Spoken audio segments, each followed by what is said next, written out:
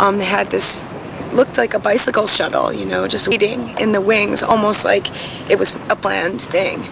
And then eventually all the people who were arrested, you know, were towed away in the paddy wagon, and the bike out who wasn't even near them, and just run through the crowd and like target that person so nothing was punch him and hit him. It's just like move and shoved me, and I fell over backwards on a pile of bikes. They just go crazy. They were psychotic. That was me. Oh. Yes. The cops just stole my bike. It was actually a friend of mine who was lending it to me. After they told us to move to the sidewalk, everybody was trying to back up. They didn't give us time, so they kept pushing us. And one of them grabbed me by the hand, threw me on the ground, and took my bike and put it over there. It's now in the back of the truck on the way to the impound.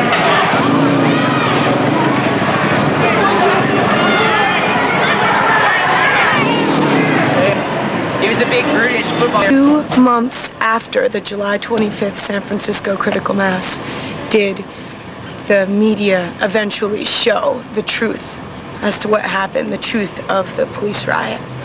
And they were actually showing it because they were doing a story about media activists. They weren't doing a story particularly about that incident. So it was just really terrible to see the mainstream media completely ignore something that was really newsworthy, I thought, considering that Channel 2, Channel 4, Channel 5, and Channel 7 had live coverage of the July 25th San Francisco critical mass. And they were showing everything, you know, from the sky, from the street, and the only thing that made it inaccurately. People that are on the street, they get horrified when they see like the big police riot scenario. Like that day there was tourists in town. They say like, oh, I mean they clean up the city for tourism, but then like there was all these tourists that were horrified by what they saw. So it's like, well, you know, so they always try to do it when maybe less people will see, or like it'll be like some street that's not a main street. But that was on market that day, but you know, it's like they don't like you to see what they're doing in the night. Yeah, but even though, like, what was really strange about that day was that we were right there, like in the middle of San Francisco, where all that tourism is, and you know, and no one knew about it. The people that weren't involved in the police riot or weren't witness to it had no idea that it happened, because like our group that went, we all split up, and they didn't know that it happened until we told them. So it was kept, like it was concealed. Yeah, that's pretty much what they do. Yeah, it was a little frightening that something so big could happen right in the middle of a huge public space on a huge street downtown San Francisco, and because the media didn't cover it, nobody knew that it happened.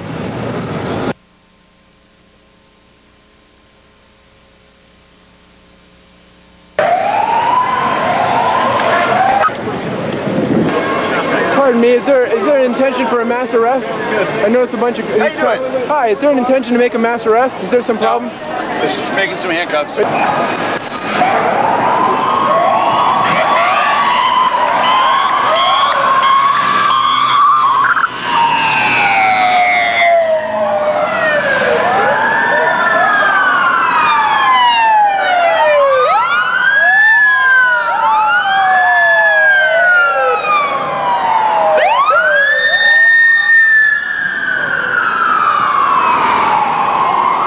That's a lot of cops.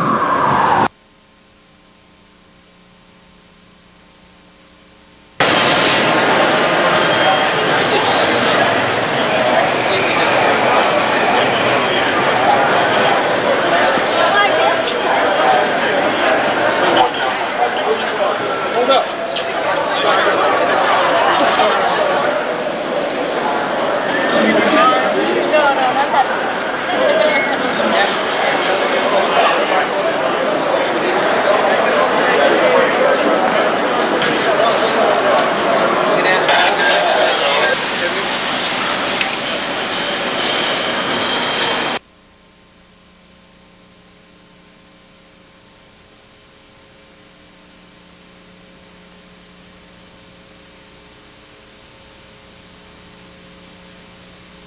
Well, what happened was initially the papers reported that 250 people had been arrested. Hundreds were arrested. Then it turned out it was something quite a bit less than that. I think it was about 120. Of those people who were actually arrested, about 100 of them were arrested in a mass sweep at Montgomery and Sacramento streets, where they were supposedly given an order to disperse and failed to do so. I personally spoke with almost everybody who was arrested at that area, and I heard the same story from those people over and over again, which was that they hadn't heard any order to disperse. The ride was almost over, and they were just on their way home or to go out. It's so thick that nobody will talk about it. It's so obvious. Everybody in town knows that if you're not a friend of Willie Brown, you're not participating in anything. And if you are a friend of Willie Brown, you can get away with anything. You can do these insane development programs. You get all these subsidies. You get all this incredible overtime budgets on every part of the city employee departments. And everybody acts like there's nothing wrong. And yet, it's about one of the most corrupt moments in San Francisco's history. Now, I can't say that I've got a smoking gun that proves Willie Brown is on the take and that he's making millions of dollars doing all this stuff, but I don't have any doubt that that's what's going on. It is astonishing how much excessive attention has been paid to the San Francisco critical mass blowout in July, which was manufactured by Mayor Brown out of thin air, when there are so many other pressing long-term transportation problems facing our entire region in the San Francisco Bay Area.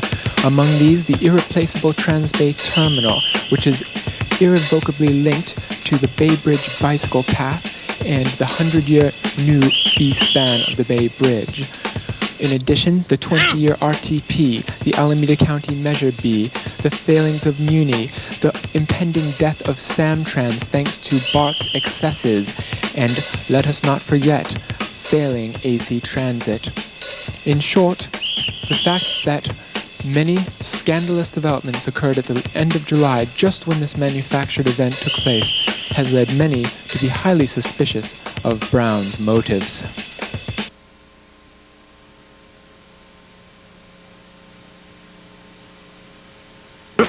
If you're suggesting that the pretext to clamp down on critical mass was a way in which other issues such as the bus terminal issue and other greater development issues were being essentially pushed, I certainly don't have a smoking gun, but I would not be surprised if that is in fact what transpired, and that if you look at the press coverage and the way in which the community was spoken to by the media regarding these events, you may be able to see that ultimately what was done was to create out of critical mass issues relating to class.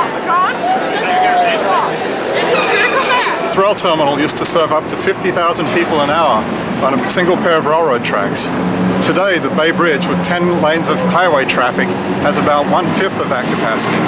Unfortunately, the things that make this a great transportation facility, its proximity to downtown, also make it a valuable prize for real estate developers. For more than 10 years, there have been regional plans to bring the Caltrain rail service to the San Jose and the Silicon Valley to this terminal and combine it with the bus service. Unfortunately, Mayor Brown would rather pander to the real estate developers, sell off this terminal, kill the rail service, and cripple the bus service.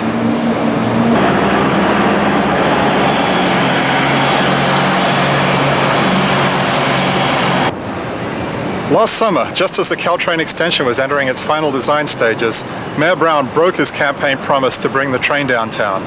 The Board of Supervisors voted nearly unanimously to bring the train, but Mayor Brown vetoed it.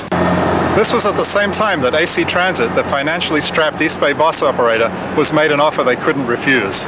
In a private meeting,